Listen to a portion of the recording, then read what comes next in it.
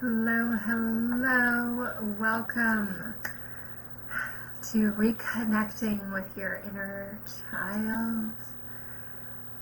This is such an amazing topic that I'm so passionate about, and I'm so excited for everyone who is here, everyone who is watching the replay. Just come with an open heart to learn something new, so that you can open this part of yourself. Just gonna wait for some people to come on.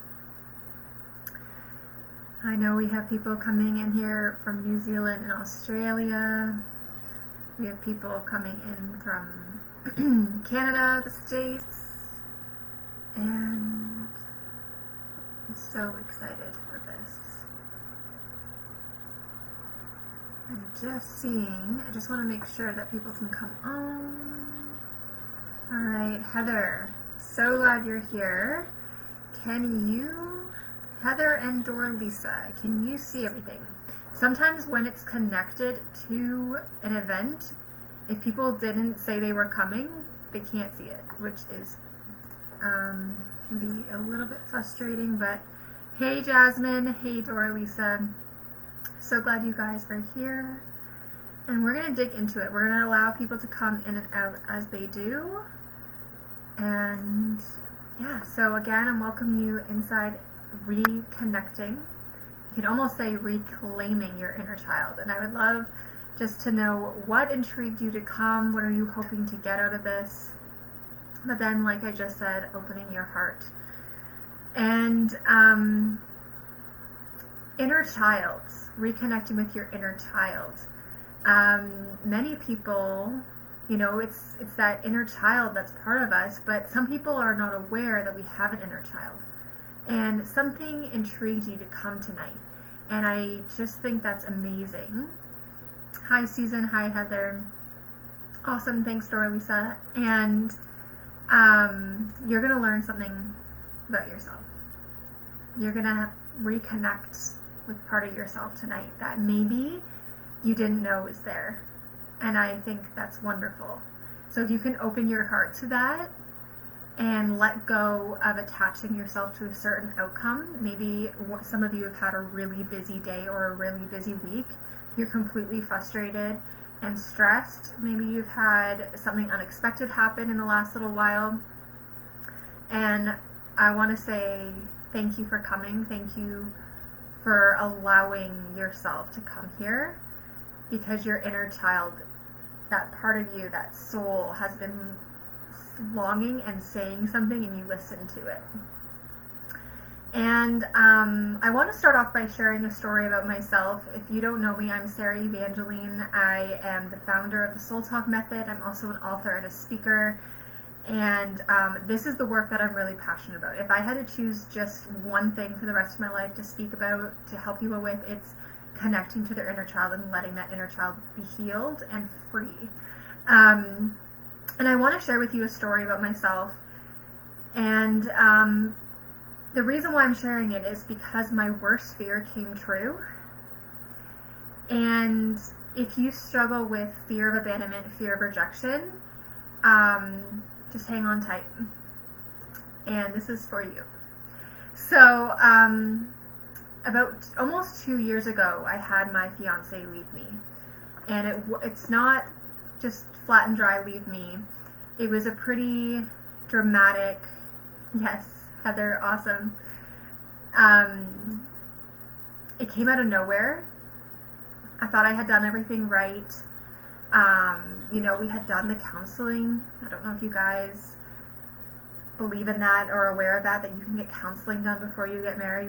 We were doing that. He was picture perfect. We were best friends, right? He had the ring. We were looking at houses. Everything seemed to fall into place, as well as I knew this guy for a long time. It wasn't like just, you know, sometimes this does work where you meet someone and it's perfect and you fall in love, but it was strange. It was strange because everything seemed to fall into place, and then everything changed with one phone call. And in one phone call, you know, it was like that gut-wrenching, oh my gosh, I cannot believe this is happening to me. Like, how am I going to move on? It felt like a piece of me died because the person that I was thinking I was going to spend forever with, the person that I opened myself up with, wasn't who he said he was, and I would probably never see him again. And all of that came crumbling down. So this was 2 years ago. So just picture where you were 2 years ago. And I can say we can probably all reflect on a part of our life where we didn't feel loved, we didn't feel accepted, we thought that something was wrong with us. The thoughts that came running through my head was, there's something wrong with me. How the hell am I going to trust anyone else again? And where do I go from here? And it was very emotional. And I'm sharing this with you not to be a victim, not to go, okay, poor me. I'm sharing it with you because my worst fear came true. And it was a scary few weeks, few months of me having to go, okay, how do I connect with my inner child? How do I allow her to know that she is safe, that she's loved, that she's protected, and not repeat the unhealthy patterns I had been healing from? So this was a couple years ago. I was already coaching. I had done so much work on myself, and then boom, this happens. And it makes you rethink things like, do I know what I'm doing? Why is this happening to me? It's not supposed to happen if you're quote unquote healing, right?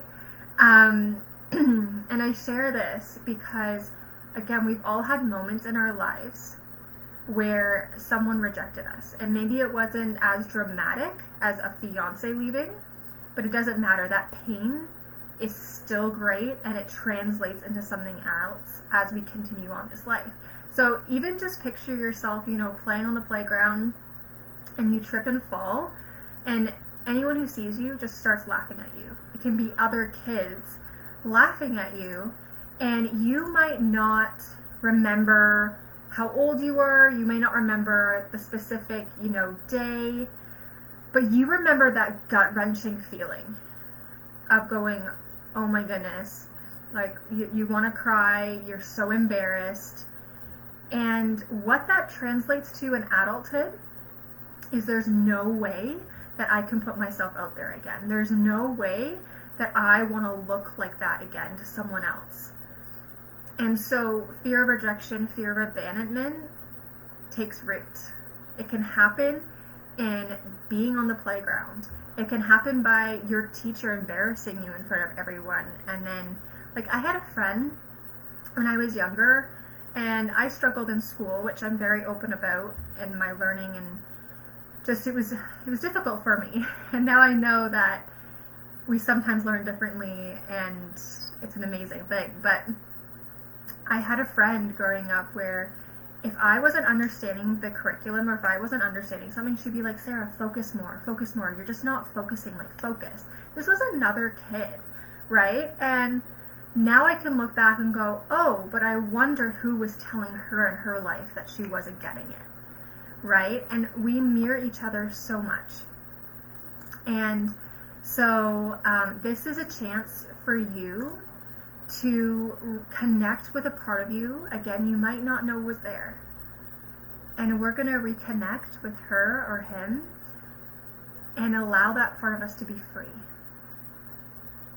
Because I can tell you that the little girl in me, where I had a parent leave, I was terrified of my other parent leaving. I didn't think I deserved love.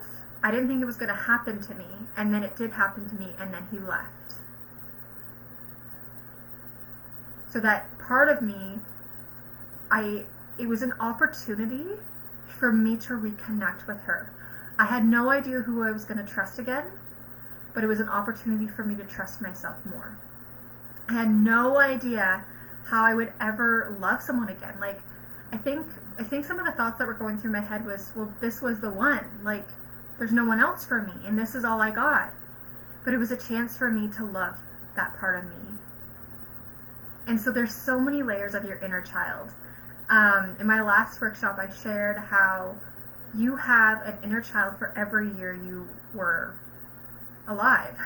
So You know, there's memories that are so stored that you might not even be consciously aware of them, but they come back in reactions, or they come back in emotions. They come back in reactions when you're triggered, or when someone is mirroring your core fear. And so this is a delicate space. This is a space that cannot be rushed, that cannot be forced. And so I want you to know that this is also a space where you get to reclaim that part of you that's so scared to step out, or is maybe even, you know, struggling with something that you might not be able to identify right now because you were told your emotions or your needs were not important when you were younger. And so this is a place for you to reclaim who you are and to take up space, which is so beautiful. Just reading your comments, Stephanie. Fell over a tree stump. Yeah. And see, it can happen even at 13 years old. And I always thought, like, there's something wrong with me because my parents divorced. And if anyone has told you that you're worse off because your parents were divorced, And it's not about the degrees of level of pain you've been in. And I'm going to talk about different levels of trauma. But we all have something that happened to us in childhood or in teenage years. And it might have not had anything to do with our parents, but again, it could have been the kid on the playground, could have been someone else we looked up to, and it's left that mark on our mind and our body.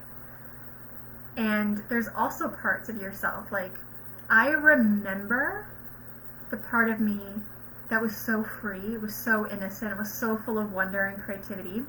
I loved living where I was living as a kid, where I had a forest behind our backyard, and I had two brothers growing up, which was lots of fun, and we would go out and play, and we would use our imagination. Like, I was a princess on my way to save the world, right? I had an imaginary horse, and life was really good. I had no worries, I had no stresses. I remember that part of myself, and I want you to try to allow that part of you to come forth, that part of you that really loved life, that, again, that innocence and that wonder part of you, because that part of you is there too. It's not just looking back and going, okay, all these horrible things happened to me. It's also looking back and going, okay, you know, I loved running in the forest, and now my big thing is I go on hikes. I go barefoot and I walk in the forest, and that really helps ground me to connect with that part of myself that loved doing that when I was a child.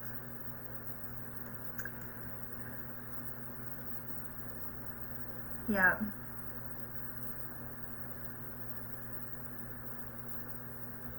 Yeah. I'm just reading your comments, Jasmine. Yeah. And self-doubt, like, there's a reason why so many of us struggle with self-doubt. And I know there's lots of people on here with different ages, but what I can say for my generation is a lot of us were taught to be ashamed of our emotions. You know, maybe we weren't told to shame our emotions, because many people that I talk to, they don't even know what shame is. But when I say what the symptoms of shame are, they're like, oh, that's what it is, that's what it is. So shame is the voice that says, I'm not good enough, I'm bad, I'm wrong, or I'm alone. And so when, say we're sitting in class and we really have to go to the bathroom. We can all attest to that, right? We really have to go to the bathroom. But the teacher says, no, you have to stay here. Maybe she or he had like a rule where if you came in from recess, you go to the bathroom, because you're not allowed to go to the bathroom for the first 20 minutes or 30 minutes of class while they do the introductions, whatever. Speaking from past experience with this too. But sometimes you don't have to go when you come in from recess, right? So like, you're sitting there and you really have to go, and you put your hand up and you say, I need to go to the bathroom. And the teacher says no, right? Or you're in the car ride, your mom or dad they're really stressed, and you need something. and they just yell stop to you. They don't hear what you need, and they don't validate your emotions. Self-doubt roots in those small scenarios that seem kind of whatever, because what we interpret as a child is, well, that's normal. My mom and dad love me. This is the way they love me, is by sometimes pushing down my emotions because they're not important. But we're not really consciously aware of what's happening, and we're just accepting that as truth. We're accepting that as, okay, I tried to speak up, and it wasn't important, so it gets harder and harder for us to speak up. It gets harder and harder for us to realize that actually our needs are so important and they need to be validated.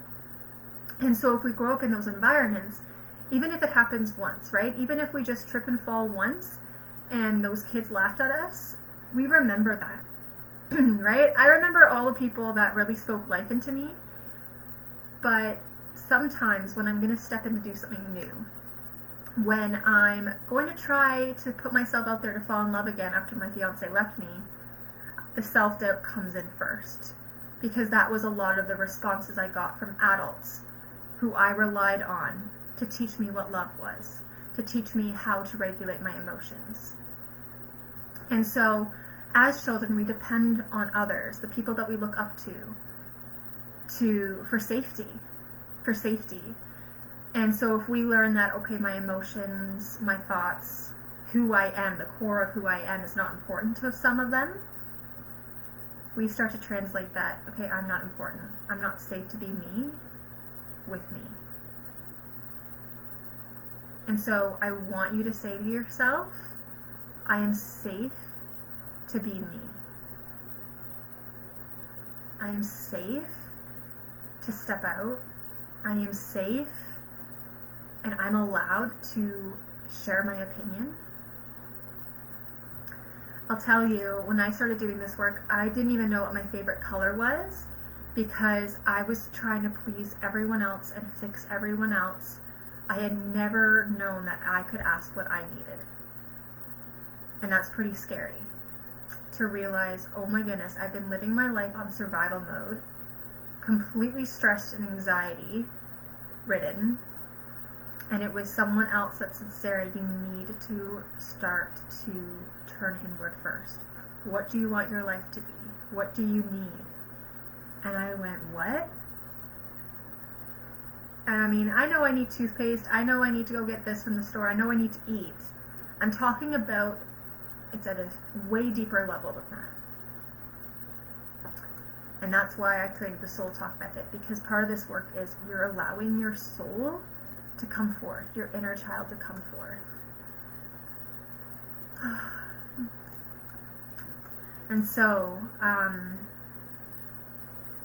had 3 topics that I wanted to talk about tonight, but I also believe in allowing the flow to go. And so, I want to just say we hide behind a lot of masks, and I'm wondering, is there a mask you're hiding behind? Is there a mask you used to hide behind? And I will say that the mask that I used to hide behind was people-pleasing, was trying to fix everyone else because I didn't want to look at what was going on with me. I didn't know how to. I didn't know how to ask for help. I didn't know how to say, hey, Sarah, you need a break, or hey, Sarah, it's okay. And so what a lot of us do is we window dress our confidence. We know how to go to work, get through the workday, do it really well, be able to speak up at work or feel really accepted at work, like we've got it going, but then we come home or we go to a social event or a family event and that anxiety is there, or that feeling of I'm not good enough to be here. And we really shouldn't be surprised that anxiety's risen, that there's a lot of people pleasers, and stress. A lot of people I talk to are struggling with stress.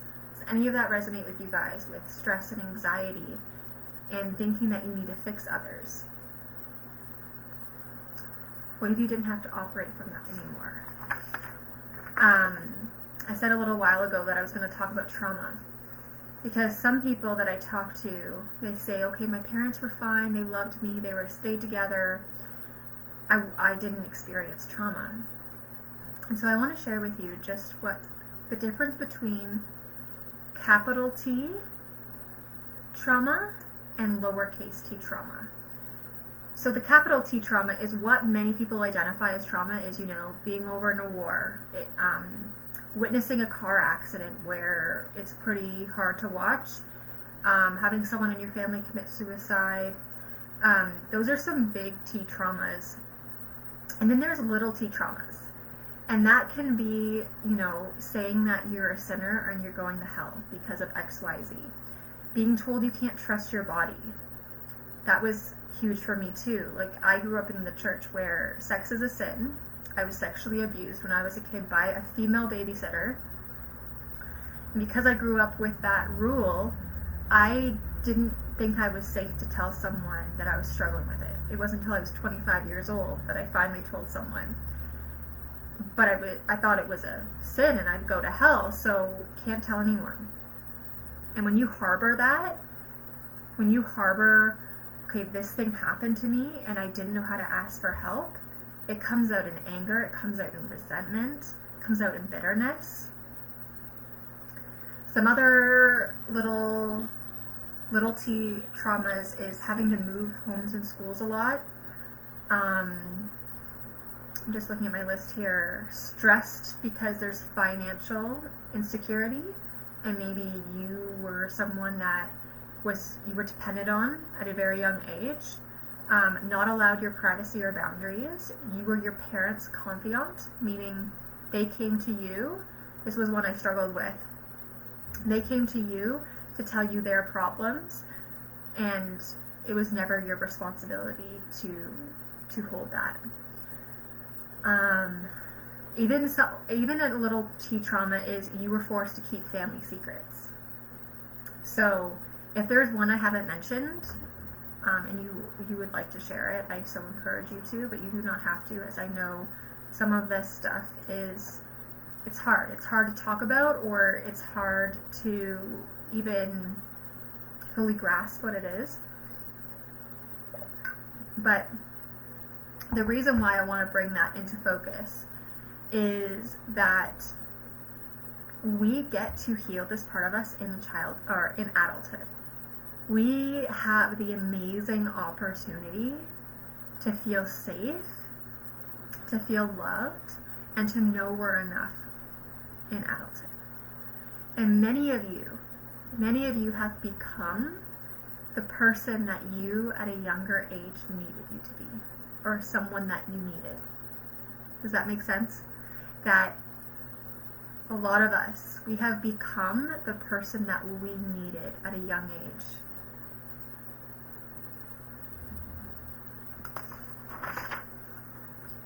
And we all have an inner child that wants to be free, that longs to be free. And I'm wondering if you feel any part of you feels disconnected. Whether it's in this moment, if it's during certain times that you, just certain times during the day. Maybe it's when you're alone.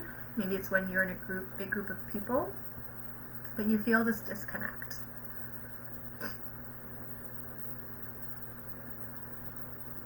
Many people can only identify that they're disconnected. It's hard for them to say, okay, this is why I'm disconnected. So I'm not wanting you to try to figure it out. I'm just asking, do you feel disconnected? Is there any part of you that feels disconnected?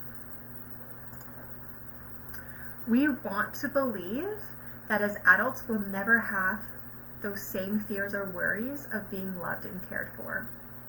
I'm going to say that again. We want to believe that as adults, we'll never have those same fears or worries of being loved or cared for. But when we leave childhood trauma untreated, it feels lonely, unsafe, and we still have those shame scripts come up, right? Where maybe we can't identify a memory But trauma doesn't come back as memories when we're adults. It comes back as reactions and emotions. So it's really key to tune in, to observe what kind of emotions and what kind of reactions you experience when someone else hurts you. When you feel off, when you feel anxious. What is coming up for you in those moments? Because that says a lot about the memory that you did experience that maybe you cannot recall right now. A lot of us, we suppress those memories because they were really painful. And that's the beautiful part of us, and that wants to protect us, that wants to keep us in survival. And so I know all of you are created to live past survival mode, in abundance and thriving and not letting fear hold you back. But I want you to also know that this body, this mind, has been trying to keep you alive. And in order to do so, it wants to protect you by suppressing those memories and going, no, you don't even have to go there. And so if any of you experience just maybe something comes up for you after this workshop, please reach out. Please reach out if you need someone to talk to, if you want to explore this more. As even talking to someone today that she has given her inner child permission to be free, and sometimes we haven't even given our permission to our inner child to be free, to be seen. And she says she's been having all of these dreams, these repetitive dreams where she was abandoned, left, physically left. Her parents would leave. And it's been coming up in her dreams, and she's like, oh, I need to address that, right? And so I have not had that happen to me where the memory, the actual memory comes up in dreams, but it comes up in other places. Sometimes it can come up in a completely new situation with new people that you did not grow up with, but their reactions or their actions in themselves can trigger something. And so I want you to know that I'm here, that you can reach out. You can reach out. I'm glad it's making sense for you, Heather. You can reach out. That even if you're terrified to ask for help, this is why I've created this space and the Soul Talk method, is because I want you to know that this journey, it's a beautiful journey, but it's both messy and beautiful, and you don't have to walk it alone. And sometimes it can get, well, what I'll say here is actually, if you're harboring anger and resentment, my huge emotion was resentment, and I would get really impatient with people closest to me because of those unhealthy attachment wounds and the fear of abandonment. It's like if they got too close to me, I'd be really impatient with them. And then I'm like, why am I so impatient? I love this person. And the big person that I was doing to was my mom. And it's getting underneath that anger and that resentment of what's underneath that. Because there's no bad emotions. There's no bad feelings. If anyone told you that, if you grew up with that impression, I'm here to tell you there is no bad emotions or anger, or no bad emotions or feelings. If you think your anger is bad, that's actually your protective layer trying to go, don't go there, because it's both messy and beautiful. So I want you to know that I've designed the Soul Talk method to walk you through that, and you can even get on a free call with me and talk some of this out, as I know it can be a lot and it can be heavy. So just know you have that option. Okay? I want you to know that your inner child is ageless. Okay, just let that settle in for a sec. What the heck does that mean? Your inner child is ageless. She or he or them, it's inside of you. And I don't know if I like the saying, okay, I'm going to go find myself. I don't know if I like that, because that part of you that you're searching for, if you're struggling with your purpose, if you're wanting more meaning in your life, it's because that part of you, that inner child, is just saying, I want to be seen. But our adult version of ourselves, we want to protect that inner child. We do not want that inner child to be hurt again. And a lot of us, we're living our days as adults, but still with that inner child, unaware of it, subconscious to it, that, oh, I don't want to be hurt again. I don't want to fall and trip and be laughed at again. And that's how we dictate our decisions. That's how we let our thoughts, right? If you're having a lot of inner critic and judgment, like, I want to ask you, is there any part of you that's just judging yourself or judging your living situation, judging your relationship with someone? And it could be that it's the little part of you, the part of you that doesn't want to trip and fall again, doesn't want to be laughed at again. I will say I have an amazing partner today. And when I first met him, a lot of assumptions ran through my head of, oh, he's not good for me because of this, or no, this can't happen because of this. And sometimes what we do is we try to find a flaw in someone to justify why we can't trust them. But what's really going on is we're experiencing that fear of rejection and that fear of abandonment.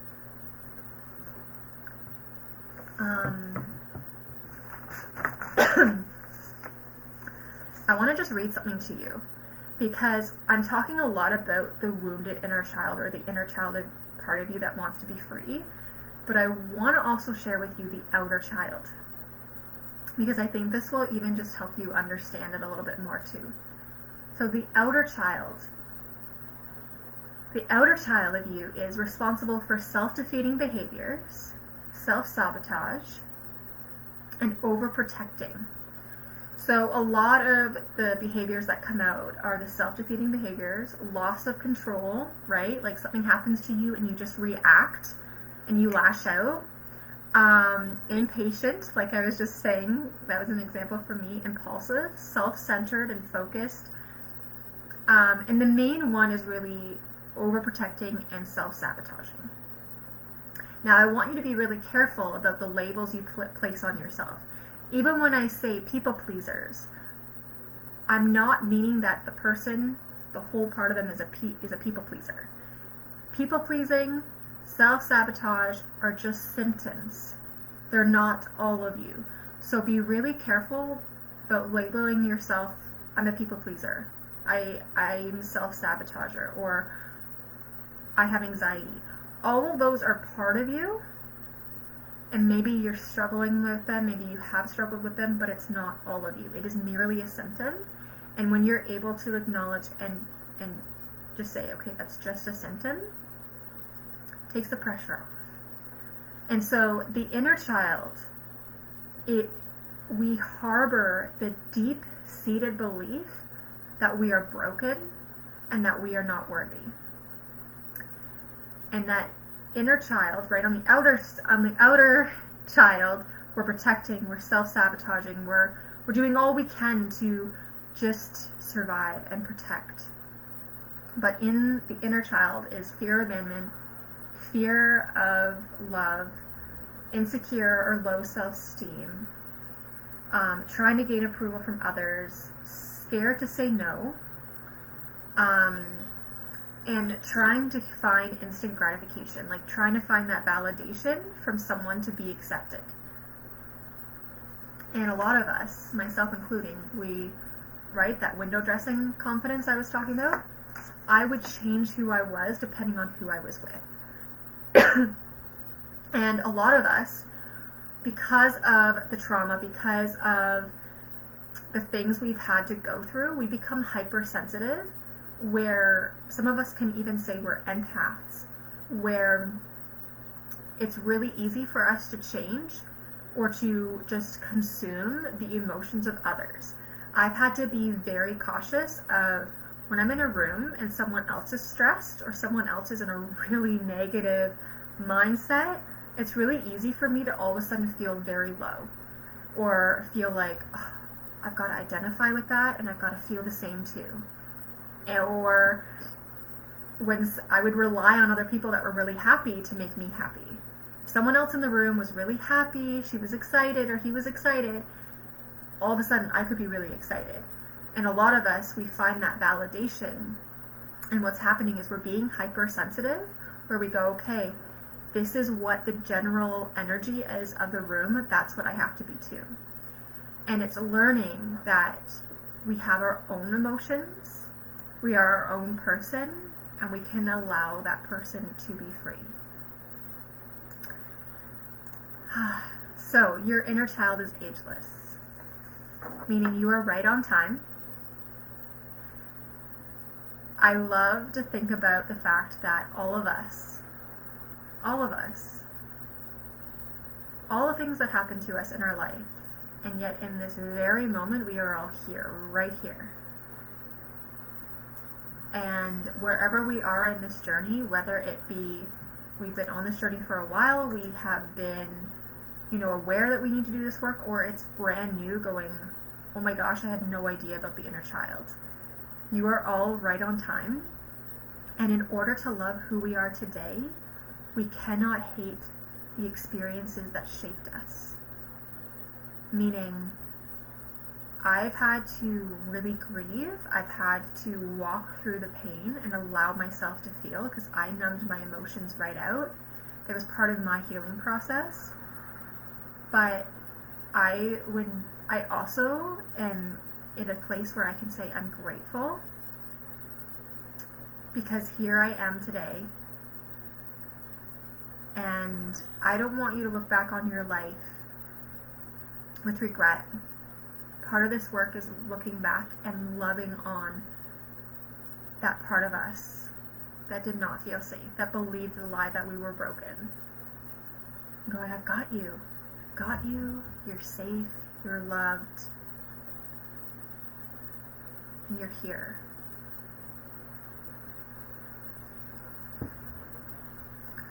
I had a question I wanted to ask you guys, and that was, were any of you the bully?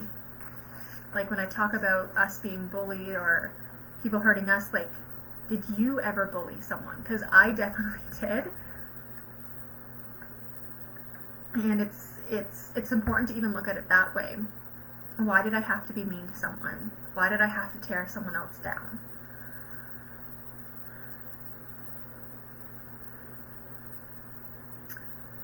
In adulthood, we have the chance to heal our wounded child and create the safe, secure, inner and outer environments our younger selves always wanted.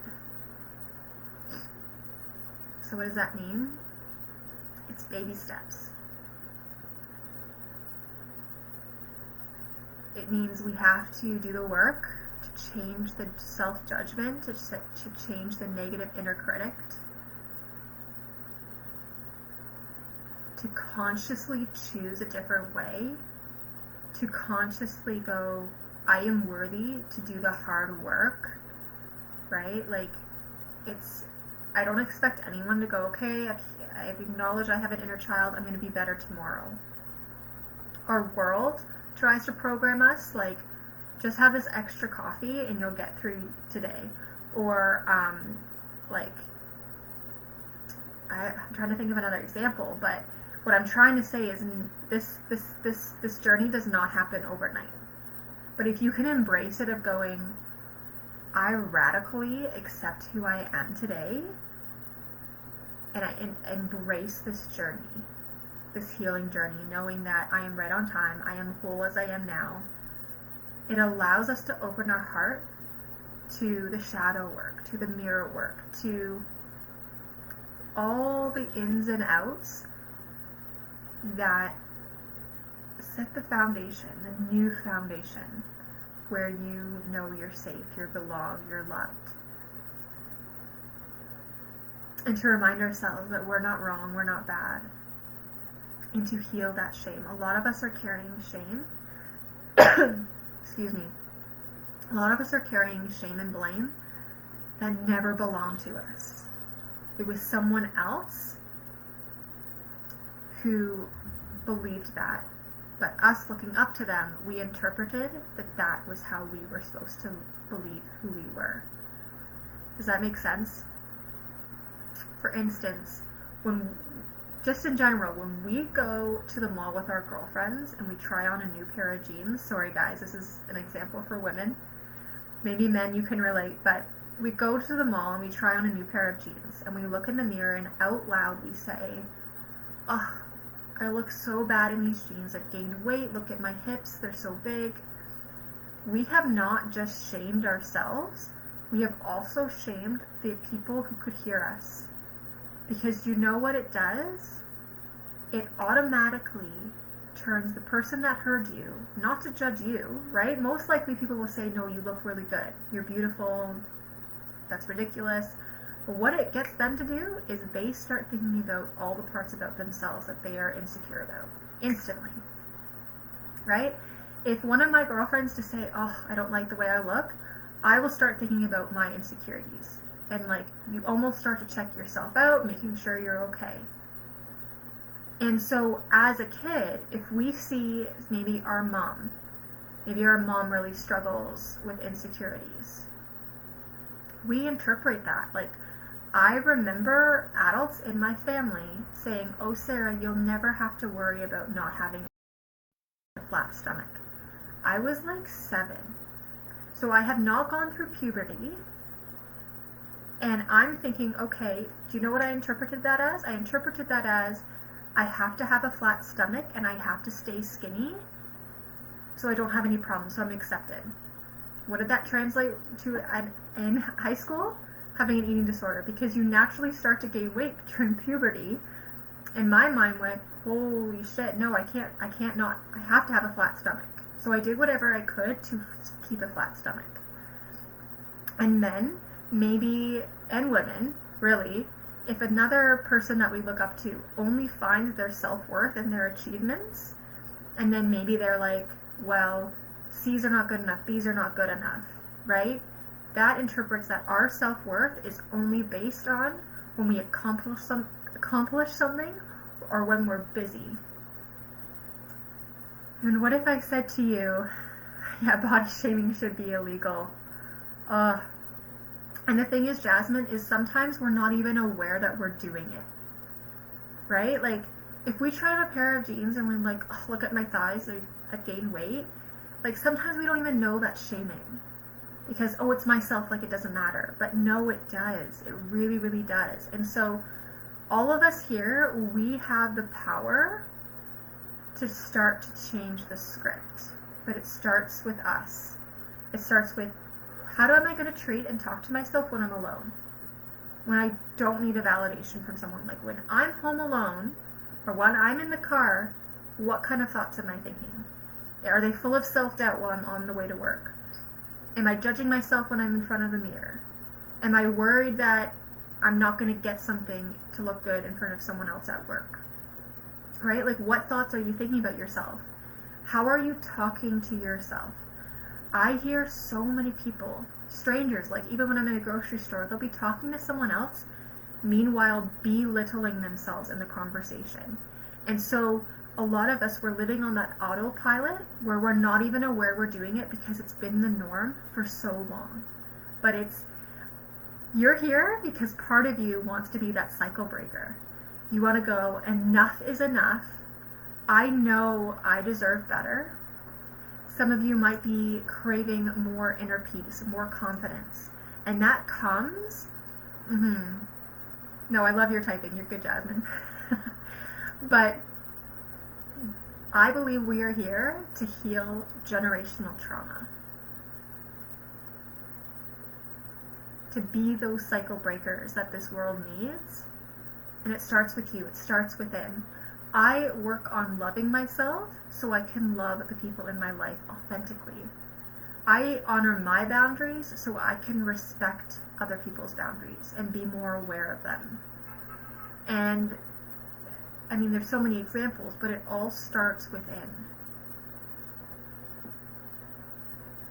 When you can actually put yourself first in that way, and I know how hard it is, I know the guilt that can be attached to that of putting yourself first. Maybe some of you have kids or you're caring for an elderly parent. But if you can learn to put yourself first in a healthy balance, you will be able to show up to those beautiful people in your life and have lots more energy. If you've taken time to regulate your emotions, you can hold space for other people's emotions and not be as drained after. Like if you need to cry, if you need to go for a run, listen to that part of your body and go do it, because you will have so much more energy. You won't have that resentment of someone else needing you because you have fed yourself. But when we're children and we've grown up where our needs didn't seem to be important, putting ourselves first can be so hard.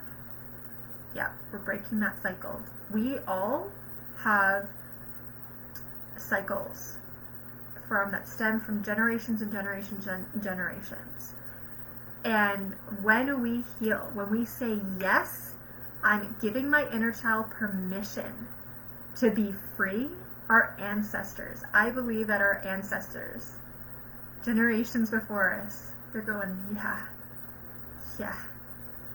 Part of this is I'm so passionate about is I know that my great-grandma, my great-great-great-grandma, maybe she was sexually abused and she did not heal, because guess what? A long time ago they didn't talk about this stuff. They didn't have healing and self-help and regulation tools. It was all hush hush, you don't talk. And I know we're still experiencing that, but I know that I've even talked to my grandma and have had heart-to-hearts with my 80-something-year-old grandma where she says, Sarah, I'm still trying to come in terms with my own shame. So you're doing this for you, but we're also here to break that cycle of where if our mothers struggled with insecurity and with body shaming, it didn't just start there. It started. And that's pretty amazing. I want you to acknowledge that you are here, you're wanting a change, you're wanting to better your life, and that's pretty amazing. And I want you to know that radical self-acceptance, it's not a feeling, it's more of a decision.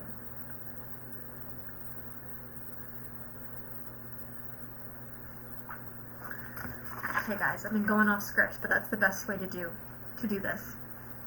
I want to say that learning not to abandon myself is the hardest work I've done, but it's also the most rewarding. It's unlearning and relearning. It's decoding the part of me that had to gaslight my own emotions, that was manipulated to believe that I had to do X, Y, and Z in order to be happy, in order to be whole.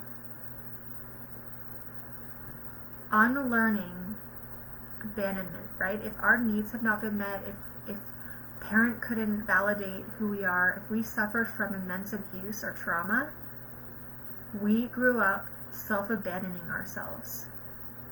It was the normal. And so learning not to abandon myself was the hardest thing I've ever done. And maybe some of you are experiencing that. Maybe some of you don't even know where to go next because it seems so daunting. I want you to know it's so worth it. Because radical self-acceptance, what's also there is radical self-trust. And, right, I was talking about the outer part of us that wants to keep us protected, wants to keep us safe, wants to keep us sabotaging. When we don't do this work, it's that cycle of around and around we go, living the exact same, maybe different experiences, but we're repeating the exact same emotions and the exact same actions to different scenarios because we're so afraid to step out. We've been so used to abandoning ourselves, we don't know what's different, and it can be really scary. And so you need to acknowledge the part of you that's even scared. Maybe some of you were scared to come to this tonight. Maybe you were scared of what you'd find out. Maybe you were scared that someone else was further along than you, which is not the case. We're all here.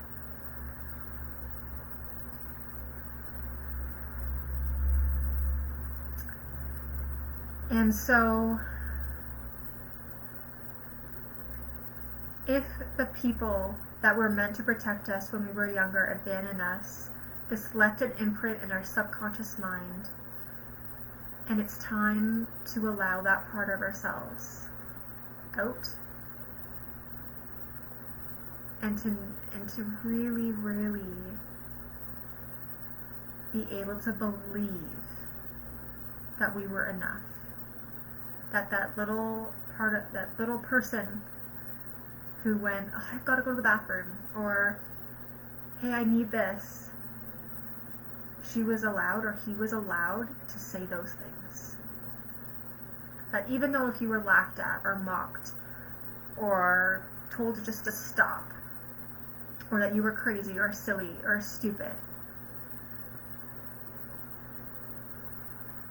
that wasn't your shame to carry.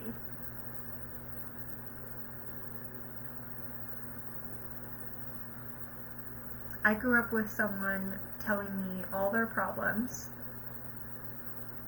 and then I was terrified that something would happen to them.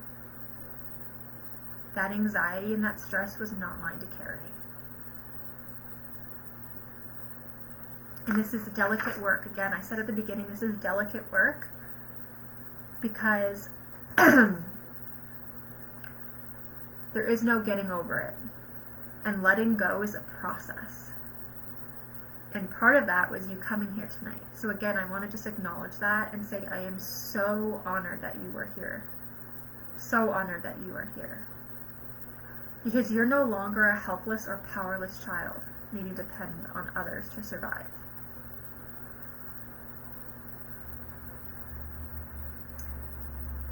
I learned to punish myself early.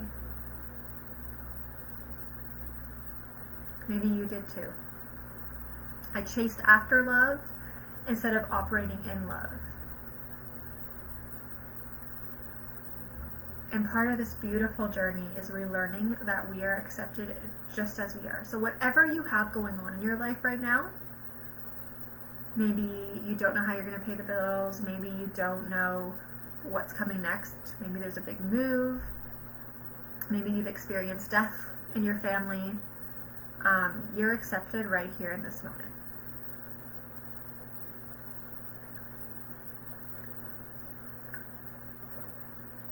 You don't have to numb to your emotions. If that makes you feel sad, that makes you feel angry, maybe some of this stuff I'm talking about makes you really angry because you're realizing how it wasn't okay that someone treated you that way.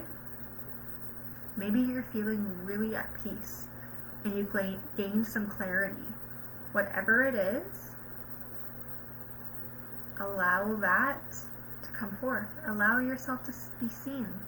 That does not have to be pushed down.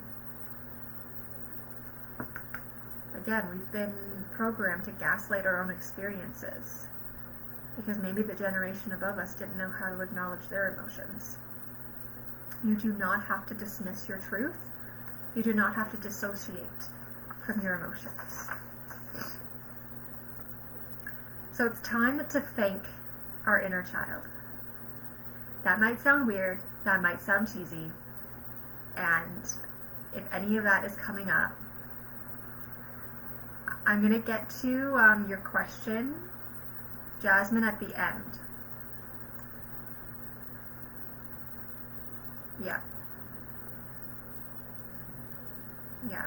Parents' trauma and childhood definitely, yeah.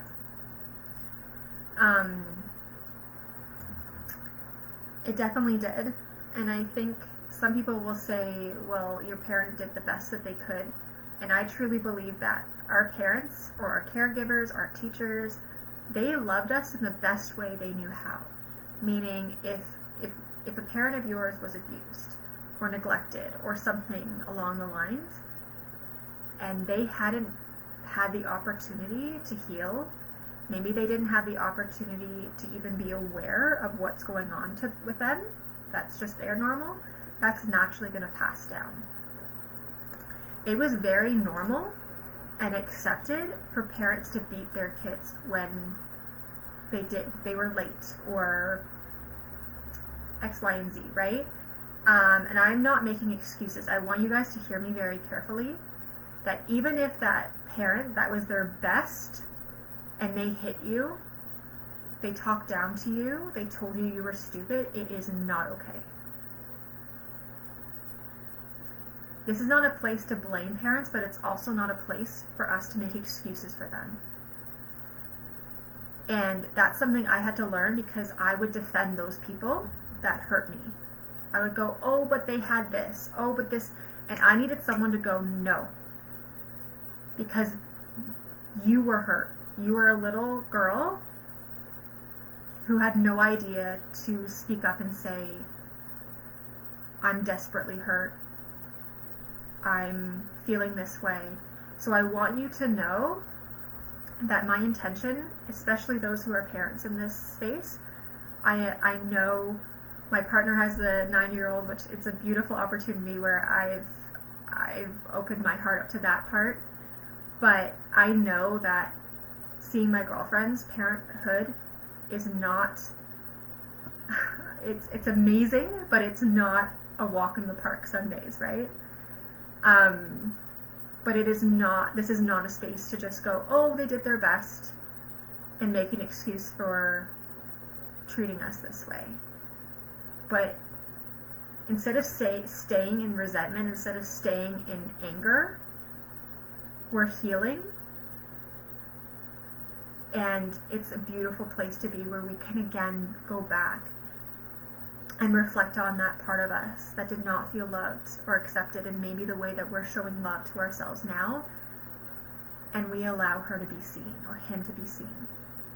And so it's time to thank your inner child. And it might sound cheesy or silly to you, and that's naturally the resistance that's coming up. A lot of people, they go, oh, I need this, but I don't want to say yes, because that resistance and that sabotage comes up, where that sabotage is trying to convince you that you don't want this, that you don't deserve this.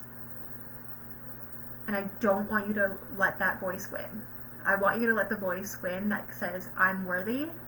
I want to discover and reconnect with a part of myself, that inner child that maybe has been suppressed, maybe has been hiding, and they can come forth and be free. And so in order to thank that inner child, your inner child needs to be acknowledged and be given permission to be seen. We need to acknowledge and take a moment to acknowledge the part of ourselves that was abandoned. And showing appreciation that it's allowing itself to come forth.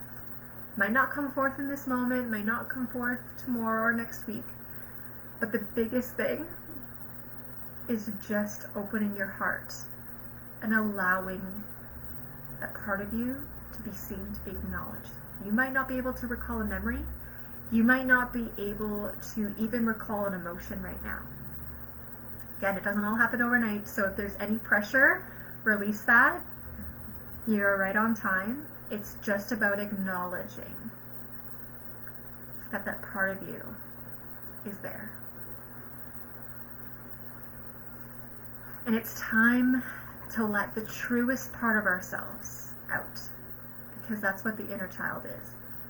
When we don't just rely on coping mechanisms or survival mechanisms or methods, we are actually connecting with the truest part of ourselves, the part of us that doesn't have to fake it, doesn't have to validate from someone else, doesn't have to just window dress our confidence. The truest part of yourself out and expressed. And so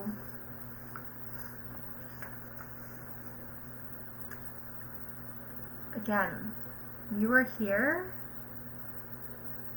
to be a cycle breaker, to radically accept who you are, to connect with that truest part of yourselves, and to know that there's life beyond self-abandonment, fear of rejection, the cycle of sabotaging your decisions or thoughts. There's life past self-judgment. You're here to carve a new path. Maybe you're already doing that. Maybe you're like sitting on the edge and you're like, how do I actually do that? Because I'm so terrified. I've said this illustration so many times, but I'm a visual learner. So I'm going to say it again. But for me, it was like I was sitting on the edge and I so badly wanted to step out and soar, but it was so much easier for me to just sit there and go, well, it's a lot safer here, right? Because part of us is trying to stay safe. Part of us, even though it's painful, maybe we've numbed our emotions, sometimes it's easier to stay in that uncomfortability than to actually go into the unknown, because in the unknown we might trip and fall, and someone might laugh at us. But again, part of this work is knowing that even if someone laughs at us, we're still enough, we're still worthy, because that does not mean anything. Confidence is not being able to walk in the room and being better than everyone else. It's being able to walk in the room knowing that no matter what someone says or doesn't say, it does not change our worth. That's radical self-acceptance. But it can take some hard work to get there. Okay? Jasmine, I see your comments, so just hold on. But you're here to carve a new path. To say enough is enough. To say yes to new light. To say yes to your inner child. That part of you that is longing to be free. How do you want to move forward? Imagine if you entertained your potential as much as you do your self-doubt. What voice are you going to listen to when you step up from your chair tonight? Or wherever you are? I want to powerfully invite you inside of the Soul Talk method. So I'm going to spend about just 5 minutes explaining what that is. And if you don't want to listen to this part, I totally understand. And I want to thank you for being here and honoring that part of yourself that wanted to be here. Sorry, I got like a tickle in my throat. But I want to powerfully and profoundly invite you inside of the Soul Talk method. I've had so much fun talking to people about it the last few weeks, 3 or 4 weeks. And I'm so excited. We start June 1st. And if this work and what we've talked about this week, if you're ready to step off the edge, or you're wanting to step off the edge and you're terrified, either way, it's normal to feel nervous. I want you to know that. It's part of the cycle we're here to break. Then I powerfully invite you inside the Soul Talk method. And it is the step-by-step guide to continue doing this healing work. And you get me as your coach. You also get an amazing group of people who are going through similar things, where you're going to have that accountability, you're going to have that safety, and you're going to have people that, especially if you struggle with loneliness or stuckness, and maybe friends in your circle, family members don't get that you need to do this, you're going to have that community of people who will love on you, will encourage you, will be there for you. And so it's 8 weeks of a guided curriculum, tools, everything that you need. And the best part that I love is it's lifetime access. Because again, like I said earlier, it's accepting this as a healing journey, not an overnight fix. And I don't want to ever say to you that, okay, 8 weeks are done, you have to be done the curriculum, you have to be done healing. Because that's not what this is about. This is about embracing this, having the step-by-steps where you don't have to figure it out on your own, but then knowing that, okay, if week 3 or if week 7 just really hit home and you need to spend a month on it, you're not going to not have the material or the people or me as a coach. I'm so excited to have you inside, Heather. And so if any of that resonates with you, healing the inner child, we're going to be healing the inner child, we're going to be healing those attachment wounds. A lot of people that talk to me about wanting to do this, I ask, like, what are you desiring? And they want healthier relationships with other people. And a lot of us have unhealthy attachment styles to people, and it can be in partners, romantic, or in friendships. And when we start to heal those wounds, we don't attach to people in the same way. And all of a sudden, well, maybe I shouldn't say all of a sudden, but sometimes you realize, oh my goodness, I've done all this hard work, and now I have boundaries, or I know what I deserve, where you will start attracting in different people. And when you have those boundaries in place, when you know your worth and you're secure in it, though, you're naturally going to have healthier relationships. And it's so beautiful. And so I don't want to give away all of it, but it's a step-by-step tool for you to continue healing and freeing your inner child and connecting to your inner child. So it's going to give you that inner peace, that confidence, as you continue to build that foundation. So if you've been looking for something, maybe you just have more questions, let me know. And I would love to get on a phone call with you and just learn more about your journey and share with you more of the inside scoop and see if it's a good fit for you. You have absolutely nothing to lose, just more to discover about yourself. So if you're intrigued by that at all, listen to that voice, get on a call, reach out to me. And I'm so excited for the people who are going to be inside that container very soon and saying yes to themselves. But either way, I am so glad you guys were here tonight. This is very exciting. But like I said, it's painful and it's beautiful. It's messy and it's beautiful. And a lot of coaches, they will just say, okay, you're going to get this by then. I'm the other kind of coach that says it can sometimes be painful and it can sometimes feel stuck before the bliss comes, before the inner peace comes. And I've walked through this, which is why I'm so passionate about this, because I know that there's a different way to live. And I know that you deserve to walk through this and to not just sit on the edge, but to soar and to live your life to the fullest. So reach out to me. And that concludes the workshop. But if anyone has any questions, let's do this. Okay.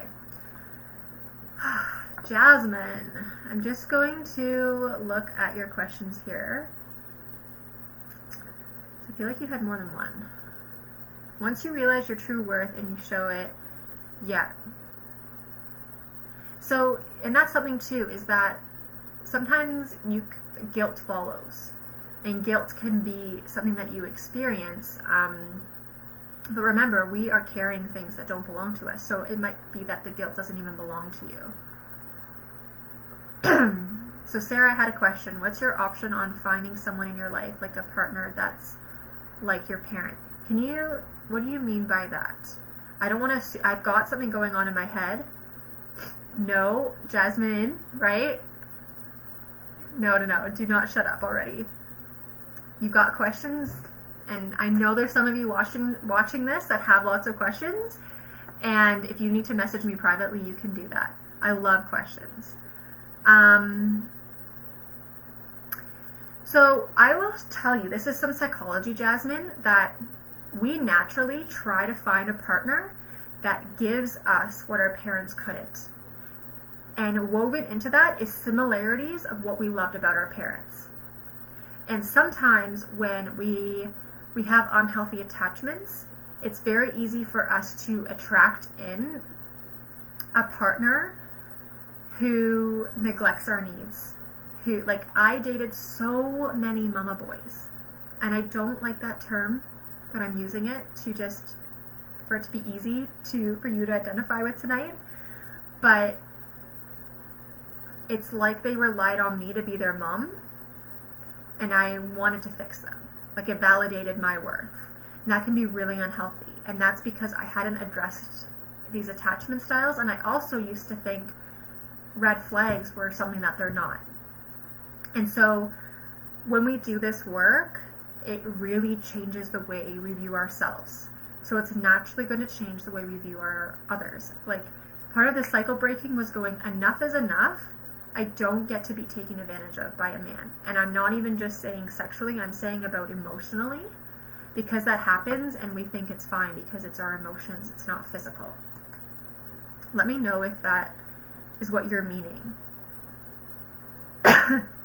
Ooh, modesty is mistaken for suppressing emotions and actions.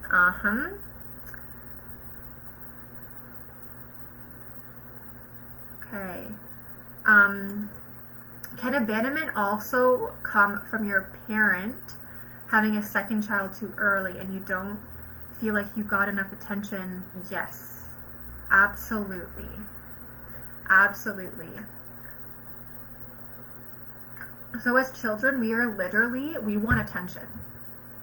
And when I talk about regulating your emotions, if you are saying something, right, but your parent is tired, they're impatient, they've had a long day, whatever, and they continuously just yell at you to stop, right? They haven't heard you, they haven't validated you, and then your need goes unmet, that definitely comes through in adulthood. It really imprints us, and it can come out even as anxiety. It can come out as an unhealthy attachment style in another relationship. And, and it's hard because, of course, the baby needs maybe more attention. But what would be massive is if that parent goes, okay, I hear you, and explains what's going on to the child. Many times we don't communicate, and if the parent said to the firstborn child, okay, I love you, I'm going to make time for you, but your brother or sister is little, they need this right now because they have to go to bed earlier, and then we'll come do story time. That regulates their emotions, it validates them, and it makes them know that they're okay to be seen. But when there's just that stop, like, shut up, stop, it shuts down that's part of us that needs to be seen and loved. And so I hope that makes sense to you. That's just one example. But it can show up in so many different patterns as adulthood, which this work can seem overwhelming. So again, that's why I created the Soul Talk method, because it breaks it down. I don't want you guys to leave here overwhelmed, because if there's anything that I've hit home with that is just overwhelming to you, please reach out to me. Because I know that I've talked to people and it can bring up some emotions maybe the next day. And I also love feedback of just knowing how this impacted you, so the next workshop can just keep up leveling, because I do these a lot for your growth. Yeah, Jasmine, you can call me hun. And honestly, I love my mom. I've been able to do this work, but things still come up. But I validate my inner child. I know she's seen and loved. And again, some of us are the person that we needed when we were younger. And we powerfully know that we can let go of needing to be right, needing to know the answers, because every single day is an opportunity for us to reconnect with our inner child and to step out a little bit more past the edge, to connect with wonder, to connect with imagination, to know that whatever happens, right? If someone wants to criticize us, if we start to believe we're doing something wrong, that we've got ourselves, and that I don't want to say that, okay, like whatever happens, like whatever we're doing, we're right. Because part of this work is taking an honest look in the mirror and going, okay, where am I judging someone else? And it's really because I'm judging that part of myself. But it's that delicate balance of knowing I'm right on time. I don't have to measure up to someone else's standards. And if someone else is going to criticize me, I don't have to internalize that as truth. Because Jasmine, if you're struggling with things that happen in your childhood, what will naturally happen is people will come into your life and they will mirror your core fears or your core beliefs that keep you kind of trapped in this cycle. And that's why when we say we're triggered, this is a whole nother conversation. I could do a whole nother workshop on triggers, but it's going, oh my goodness, thank you for showing me this person. Thank you for showing me this opportunity. And because what that can do is that can help us see a part of ourselves that still needs to be healed, that still needs to be validated or acknowledged. So honestly, this work is life-changing, it's transformational, and it changes the way you see yourself and others. And it's beautiful. It's beautiful. So, all right. Oh no. Honestly, any of you guys can comment. I'm so glad you guys were here. I'm going to wrap up now. Again, if anyone has any other questions, reach out to me. If you have no questions and you know that this is what you want to do, reach out to me. I will be honored to welcome you inside the Soul Talk Method. I would also be honored to just encourage you in where you are in your journey. Alright, so glad to see you, Heather.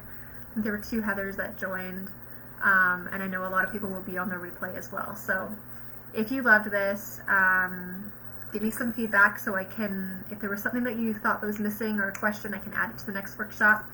But sending you all so much love. And what I want you just to reflect on is what do you want to bring? Like, what's your main takeaway from this that you want to apply to your life as you leave and get up and go back to your life?